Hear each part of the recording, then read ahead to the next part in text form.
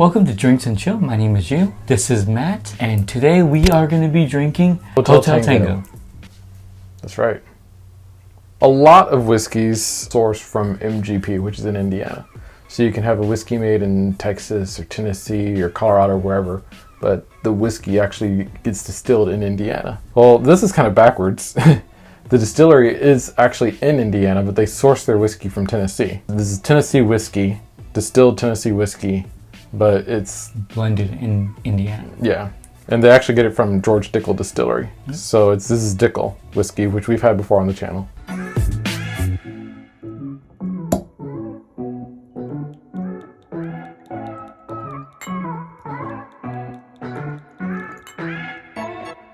Yep, so Hotel Tango, they are out of Indianapolis, Indiana. And this is actually a veteran-owned distillery. I believe it's like the first veteran-owned or like the first wounded veteran-owned. I think it actually says it. It says the first combat disabled veteran-owned distillery in the U.S.A. Yeah. So Hotel Tango, if you're in the military or familiar with it, you know that's the phonetic way of saying the letters H and T, which are the initials of the two owners, Hillary and Travis. Oh, okay. They're married and they own this distillery, Hotel Tango. It's in a way named after them, which is pretty cool. So this is American straight bourbon whiskey, 6 years old. And this is amazing because they actually give, okay, I'm going to cover part of it because I don't want to see the notes just yet. But they actually give the mash bill on the back of the bottle. 74% corn, 22% rye, and 4% barley. So this would actually be considered like a high rye bourbon.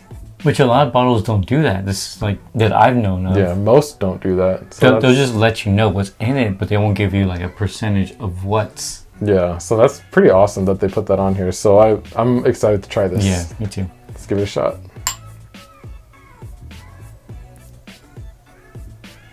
Take a look at something here. So far, it smells very much like classic bourbon. Yeah. There's nothing really standing out to me like, ooh, that's different. It's just very, very familiar. You are getting that woodsy smell, that vanilla smell. At first, you'll get that alcohol smell to it, but... It's easy to get past it, though. Yeah, it's like settling right now, so it's...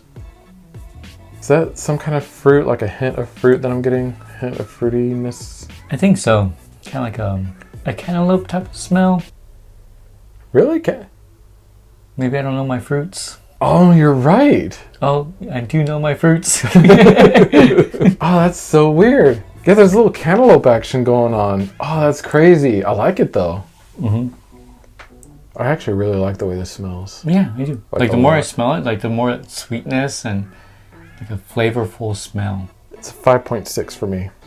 5.6? Ooh, that's pretty high. I was going to go like a 5.4, 5.5, 5.45, 5.457, which is 5.5.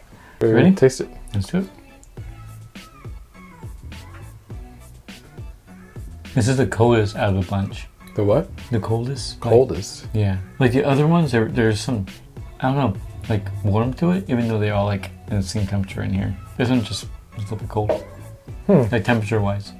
Like when you drink the whiskey, that you get that warmness. Yeah, like that warmth. like when it's settling on your tongue and when you drink it. You're right. That's interesting. I would never thought to think about that, but that's interesting. So all the rich smells that I got, I'm not really getting that in the taste. Again, the oakiness gets you. Yeah, which is good. The vanilla, not getting the cantaloupe on the taste. Maybe a slight hint of the caramel. I'm getting some type of sweet hard candy. I'm not sure what it is exactly. Can't put my finger on it, but... Like one of those caramel hard candies? Or caramel, like a funky flavored Jolly Rancher? Butterscotch. I don't know what kind of Jolly Ranchers you've been tasting. When I smelled it, it had that little kick to it, like, oh yeah, you can tell there's some alcohol here. And it's the same with the taste. Like you taste it, like, okay, yeah, you know what, there's that alcohol. But then you get past it. You've got the oak, you've got the sweetness, you've got the vanilla, but... You got that hard candy in there somewhere. Yeah. A little bit of creaminess. I think that's more in the aftertaste as opposed to just the initial one. It's almost nutty on the aftertaste. Like a peanut. It's not because I mentioned peanuts earlier. Did you? Yeah, or peanut butter. Oh, yeah. See, That wasn't actually in the video. He just mentioned it earlier in us talking. I don't think it's peanut butter though. I think it's just like peanut that I'm getting. What's the first word in peanut butter? Okay. But have you ever eaten a peanut? I've eaten a peanut and a peanut butter. Okay. So you know there's a difference in the way they taste. One's crunchy and one is... I'm not talking about the texture. I'm talking about the One actual can be way that they crunchy. taste. There's a difference between the way a peanut and peanut butter tastes. And what I'm getting here is a peanut, Okay. not peanut butter. The debate goes Damn on. it. I mean, if you're getting peanut butter, that's what you're getting, but I'm not getting peanut butter. You're the one that is saying it. You have that nutty aftertaste peanut butter. I said peanut. I said it tastes like a peanut. All right, so on the taste, Crap, I'm getting peanut butter. I like the smell better. The last one I felt like the smell was much better. This one I feel like it's just a little bit better. Yeah. So on the taste, I will give it a 5.1. I'll give it a 5. Okay. But it just did not live up to the smell of it. Or Yeah. not live up to, but just it wasn't on par Yeah, it wasn't. for golf fans out there. There you go. Gonna take this last sip here to get, well, I know what the finish was. It was oaky, it was peanutty, a little bit creamy. I actually really like the finish. Yeah, me too. I'll give the finish a 2.3. I'll give it 2.5. Oh, wow. Okay. Yeah. I'll keep drinking it just so I can get that. Yeah. This is a nice one. Like, yeah, seriously. This is one I might have to, like, drink a little bit more often. So it looks like a flask. Yeah, they did it that way on purpose. Oh, they did? So they put a little, is it nuances? They put add things? Yeah. Yeah. So they put this side up to store and then this side down to drink. Yeah. Or no, to pour. Just those little simple things. They designed it, I believe, to look like a military canteen. It's very heavily military inspired in its design, which is really cool, I think. You don't see other bottles like that. So since we went ahead and rated our drink, then we'll go ahead and look at the description of it. So it's well balanced with hints of oak, which we tasted. Yeah. Anise, is that what it is? A-N-I-S-E? Anise. Anise? I don't know what that tastes like, though. What's anise? It's like a spice. Oh, okay. I never tasted it. I have no idea if it tastes like that. Clove, cereal, and rye. Maybe that was the peanut I was getting. I don't know. Well, what type of cereal? Is it cereal without milk or cereal with milk? Right. Cereal without milk, it would have that like fibery taste. Right? Is it Cheerios or Lucky Charms or Fruit Loops? So it's basically say what Chesty would drink. Who's Chesty?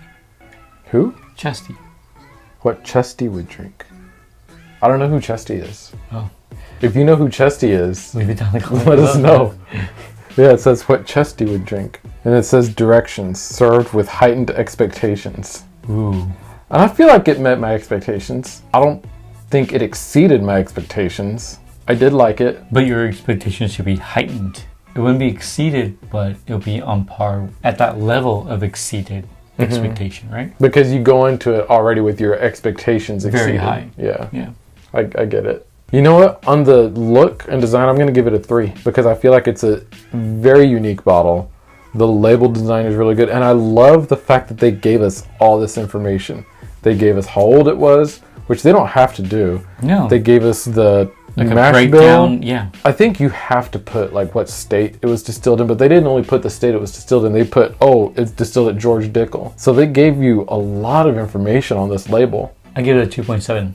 I do enjoy it. And on the back it says H2B2, which would be Hotel Tango Bravo 2. Which it would be nice if instead of saying limited series, if it said just Bravo 2 for that reason. But Yeah, that'd be cool. Oh, it says beverage ration. That's cool. Drink in a cool, dry place.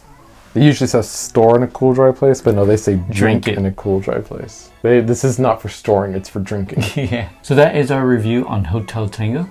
Let us know down in the comments if you've ever had Hotel Tango. I know there's another Hotel Tango whiskey out there. Like they do another expression. I don't remember what it's called, but I know there's another one. So if you think the other one is something that we should try, let us know down in the comments and we'll see about getting it. I know the store that I bought this one at did have it. This was actually the more expensive of the two. Really? Yeah. Oh, okay. Subscribe, comment, hit that notification bell so you know whenever we upload. Like the video, and we'll see you next time. Cheers.